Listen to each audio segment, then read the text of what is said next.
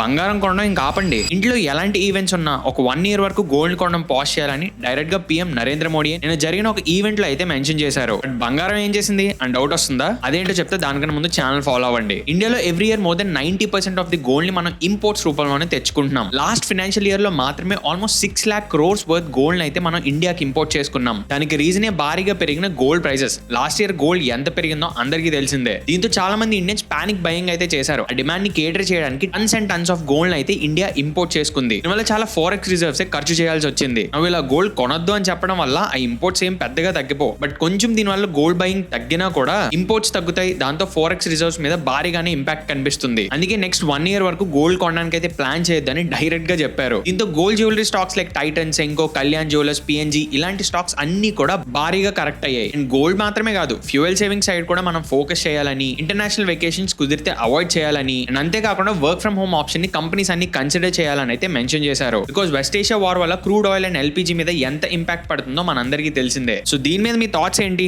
నిజంగా Indians gold కొనకుండా ఆగలరా? Comment చేయండి. అండ్ వెళ్లే ముందు అసెట్ వేవ్ని సబ్స్క్రైబ్ చేసుకోండి.